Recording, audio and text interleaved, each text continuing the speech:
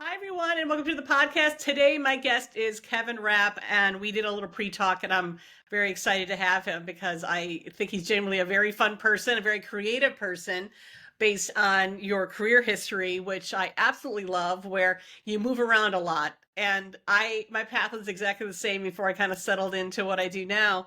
But I think that's the sign of a true creative in that you have to constantly keep challenging yourself.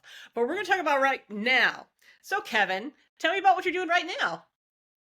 Well, first of all, Catherine, thank you so much for having me here. Excited to be here. So right now, as of a year ago, started my own business called Kevin Rapp Consulting. It's very creatively named. You can tell that I'm a creative by that alone. But I'm the chief creative officer running the business, and I have been developing branding strategies and content creation, primarily working with companies in the tech space. And the thing that I'm most known for is developing scalable content systems for brands that are kind of newer into the branding and content space. So I create video systems that allow them to develop more content, to test more messages, to test new channels, and to build their brand based on content that actually performs. I really love that because that's always been a little bit of a nebulous area, especially when owners try and tackle that themselves or entrepreneurs try and tackle that themselves because I am giving everybody a break here by saying you don't have to know everything. So you can hire pros like 100%. you that said, you know what, this is my space and I get it and I'm here to help. Yeah, absolutely. So, before I came here, I was working at Root Insurance, which, when at the time when I joined, it was a 100-person Series B startup, and within 3 years was an 1,800-person public company, the largest IPO in Ohio's history. So, there was a lot that happened in that time, and most of my time had been spent at animation studios or agencies where, my job was mostly to execute. My job was to take the creative brief and execute for the client. And here it was really, I had to really learn how to use my creativity to solve business problems and find ways to help a company that was scaling at an enormous rate solve new and interesting problems and build a lasting brand with a lot of unique and interesting challenges along the way. And so as I built my own business, I started to look at what were the things that were actually really, really impactful at the business that I was at. And so I got to learn a lot of things about where to focus and prioritize efforts and how to create work that really delivers tangible value and helps a business scale when they're, young and learning and figuring out how to communicate their message and tell their story in a way that really resonates with audiences. That's really, really cool. And my immediate next question is I am sure that when you were a kid, you were not thinking, this is what I'm going to do when I grow up. Yeah, no, not at all. Not at all. This is very far from where my head was at. I was just a little dweeb who was watching the X-Men cartoon, the 90s X-Men cartoon. I'm going to date myself very, very heavily here. I was watching the X-Men cartoon, and my mom was really upset at me because I kept recording the episodes on the VCR and pausing it and drawing all the characters. And she kept saying I was ruining the VCR. And so that's how she bought me my first comic book, which is what, set me down this path of creativity and really made me want to become a creator for my career. That And is a great story. And I did not know that the X-Men had a cartoon. I mean, oh, I remember them coming out as a live action movie, but I did not know they were oh, cartoons. That's actually really kind of interesting. oh, in the 90s, it was the jam for every nerd of a certain age will absolutely be able to sing the X-Men theme song for you, and I am definitely in that company. Um, but that All was right, that was the thing that sorry. oh no, that's fine. So you're drawing, and you're drawing Yeah. obviously things that you're attracted to. And what's not to love about X-Men when you're either young or old, for that matter. Um, Did you find out that you really enjoy drawing, or was there something else that you did creatively that really kind of sparked some, excitement for you? Yeah, drawing was definitely a huge part of it. That was something that just really excited my energy, and I think it was really like figuring out ways to tell story with my art. That's something that I always found really fascinating about cartoons and comic books, is that it was this taking lots of imagery and finding ways to tell interesting stories with it, and that really attracted me as a kid. And there are other things, other creative outlets that I had. Like I really liked like improvisational theater as I grew older. That was something that I started to get into, and I wrote and directed a murder mystery in high school because that was something that I found to be really fun. So creative outlets have always really been around like storytelling and finding ways to subvert expectations Hmm. with the standard types of imagery or storytelling. I always liked when I could find a way to surprise people when, I would write something that would tell a joke and it would swerve people's expectations. So those were kind of the things that I got really creatively energized around. Cool. I can see how this has kind of queued you up for where you are now, for sure, because it is kind of like a continuation for that. But along the way, you did Yeah. stop at the Columbus College of Art and Design. And Yeah. so I'm going to guess that when you were younger, you were like, okay, creativity is going to be my career. And what Yep. did you major in there? Yeah, so when I was younger, I actually like started to plot out like what my career path was. And so I was like, okay, I'm gonna go to MIT and I'm gonna learn computer animation and I'm gonna be this animator that goes to big like world class studios and makes movies. And that's hard. Like you have to be good at math to get into MIT, and that was just like not my vibe at all. Math was not for Kevin. And so art school seemed like a much better path for me. And I majored in, at the time, it was time-based media studies, which was essentially their animation and film department. Okay. And I still, kind of had that mentality that maybe I'll go work for Pixar, maybe I'll go work at a big studio. And again, that's hard. There's like really, for to work at a big studio, you have to be really, really refined on one specific skill set. It's not just like, are you a good animator? It's like, are you a good simulator for hair? For characters, like, do you Yes. have a really specialized skill set that is really, really niche? And that was getting me away from a lot of the things that I really liked, which was storytelling, figuring out how to make a story come together, figuring out how to subvert expectations and do something really, really creative with the work. I wasn't super, super technical. I was somebody who was more of an idea generator and somebody who really liked seeing an idea come to fruition rather than someone who really wanted to master the technicalities of practical animation. That was something that I found in my time there. You brought up a couple of interesting points that I want to put a fine point on. And one of them is it's hard. Um, and I like that I like that you mentioned how it is a lot about technique. I remember watching a animation, you know, documentary on Disney when they made Frozen, and there was a young woman who was hired to do this. I mean, she was beside herself for sure to be working there.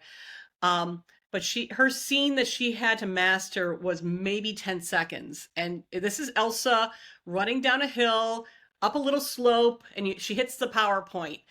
And she spent like 10 weeks on that little snip because they would come back and just say, it doesn't feel like she's feeling the note yet. Make her chest a little bigger when she breathes in, and her Yeah. hair. And she had to keep going back, going back, going back until they found. I mean, it's always worth it. It's always worth it because it was perfect when it Hmm. was done. But that's a lot of what people are doing when they talk about getting into animation, and it's not, the whole process people think it is. And the other thing I wanted to point out is that you pursued this, but you ended up somewhere else, which I think is really important, because one of the messages I do try and get in this podcast too, besides never stop creating, is there is value in this creativity. And people think if I didn't get this, then I'm a failure. It's not true. You have something built within you that you have to create something. And while it might lean towards this, you have found a different path to go based on this journey that you went on, thinking, this would be kind of the ideal. But when I peel it back a little bit, this space is a little more me. So I think that's a great message for a lot of the students that are still at CCAD, that, keep going, but, have an open mind to some of this too. Yeah. I've found over my life and career that metrics of success vary very differently for creatives than for what we would consider traditional metrics of success. A great job title, or a great studio to work for, or a great salary doesn't always equal fulfillment. Mm-hmm. It doesn't, because we're seeking something different from our careers than somebody who's an accountant, or somebody who's a project manager. There's something that we're seeking from our work that needs to bring us fulfillment from a core essence of who we are. Yes. And there is no job title, there's no big name or big brand, and no salary that will provide that longing that you have for fulfillment. And 100%. I've had a couple. Some of the worst jobs I've had were the best paying. Yeah, absolutely. Absolutely.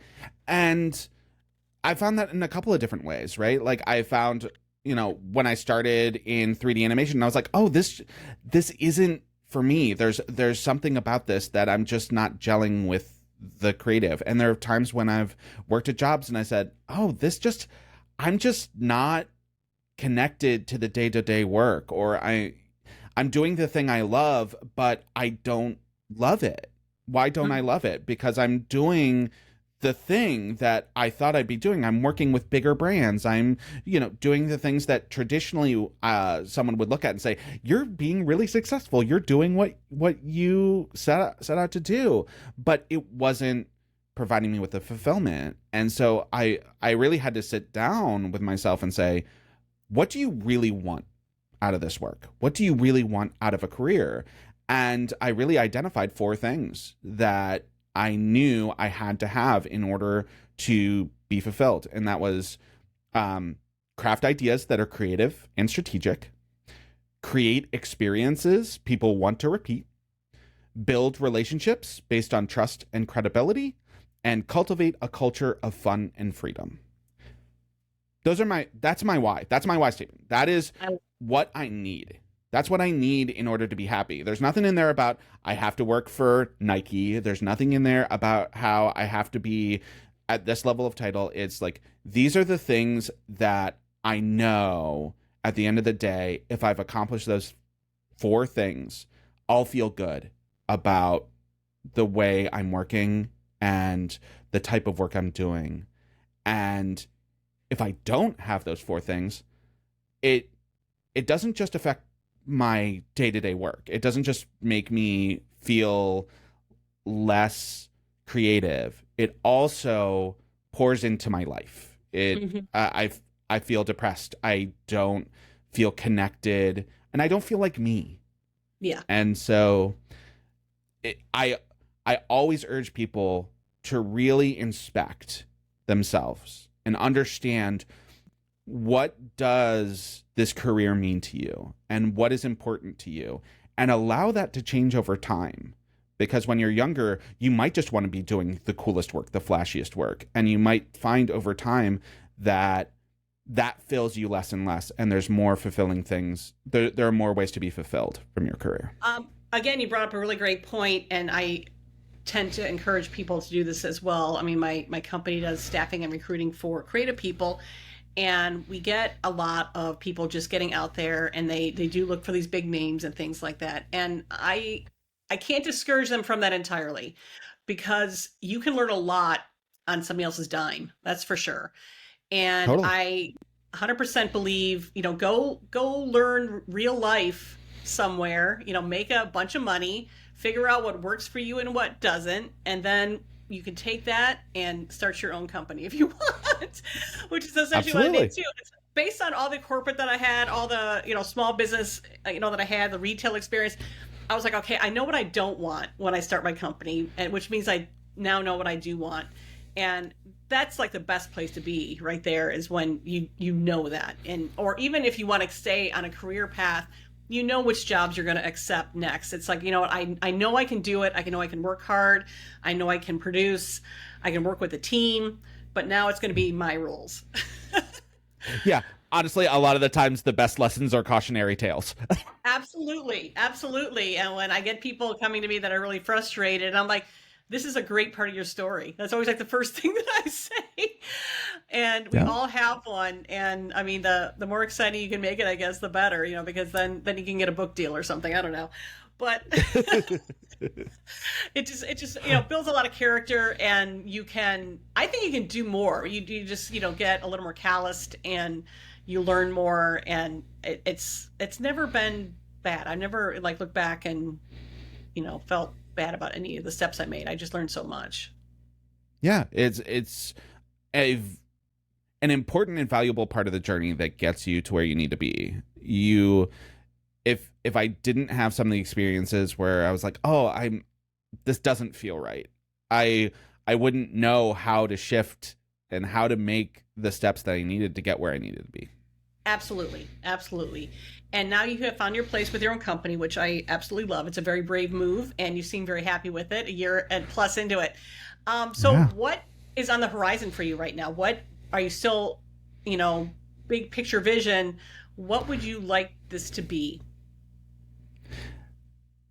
That's a great question. And I think the way that I look at it is, how do I build something that's sustainable, that makes me and my family happy? That Okay. is the number one goal. Yep. Is, you know, a lot of the areas where I've seen things fall down or see challenges is when companies try to grow inorganically, where they see something and they're like, I want to scale, and I want to get to a certain place and get to a certain level, and then they have to consistently feed the beast in order to maintain the scale that they've built inorganically. Yes. Yes. And so my hope for the company that I'm building is not to get to, a certain number of employees by a certain date, or to land a certain number of retainers, or build a certain amount of revenue. It's to build a sustainable lifestyle that works for me and my family, and also helps support the community of people around me. So one of the first things that I did is raise the rates of my collaborators, because I want them to really be happy working with me too, and I want them to get a lot of value out of working with me. So I'm really excited about the opportunity to build my own business, because I don't have to run decisions like that by anybody. I don't have to go through layers of approvals. I just say, these are my values, these are what's important to me, and this is the type of business I want to run.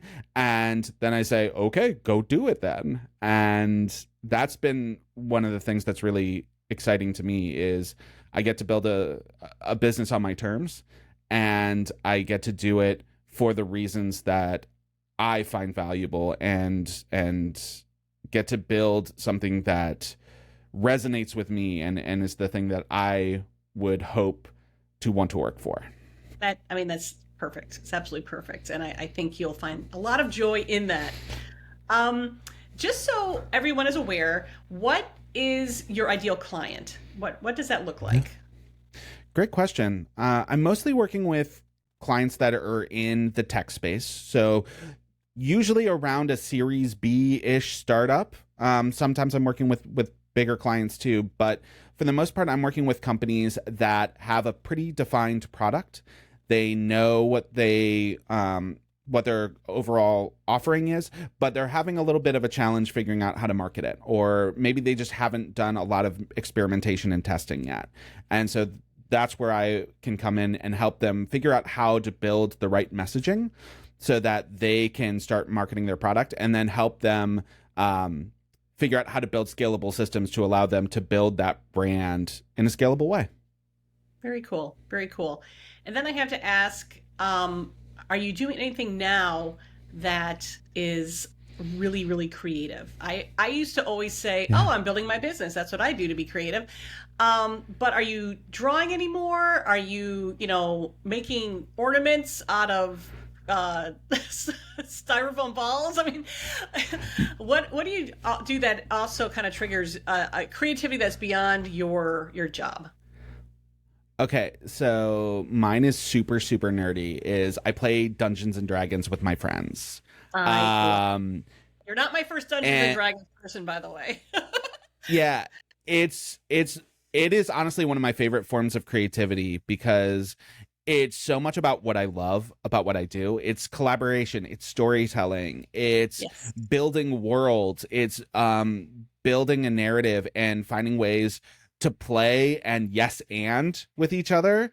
But it is entirely a world of our making, and we just have so much freedom, and it lets me exercise different muscles in my creative mind. Like I get to really inhabit a different person's point of view and Yes. find a way to express what this character that I've created would be. It's been a really, really fun way for me to play in a really creative way.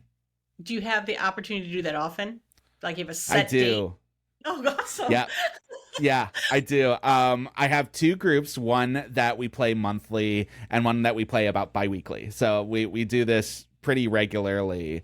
And the one that I'm working on right now that we do monthly, we've been doing it for over a year and a half now. So we have Wow. kind of like a really kind of deep understanding of these characters, Mhm. and we've built kind of a unique rapport. So it's been a really fun and rewarding playing experience.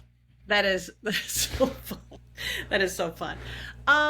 I really appreciate your time today. This has been absolutely great. I think you are a truly delightful person, and I think that you would really be able to help some people based on your experience. And I would encourage people to check out your LinkedIn and see the little bit of history of what you've done and where you're kind of taking this. And I will have your information also as far as a website and how to reach you in the information attached to this podcast, so people will be able to reach you if they would like to consult with you and see if you could help. Or most cases, they don't realize that they need your help, so maybe they can take a look at your website and realize, yeah, you know what, I think I need this. So marketing and branding and doing the things that you are doing sometimes is a little bit of out of people's understanding. So I think I saw somewhere that you'd be more than willing to talk to somebody for a few minutes to explain how you could help. 100%. There's usually we have a problem and we don't know how to solve it. What do we do? Those conversations are always fun. And I'm always open to having them. So thank you for the plug. Very much appreciate it. Hey, not a problem. Not a problem. I love what you do. I do think it's a special talent that can do it and do it successfully. So I'm kind of excited for you that you have decided to venture out on your own and just say, you know what, my rules now. This is how it's going to be. And I think being unleashed like that is going to really deliver a great product for people. Yeah. Thank you so much, Catherine. I really appreciate that. You are so welcome.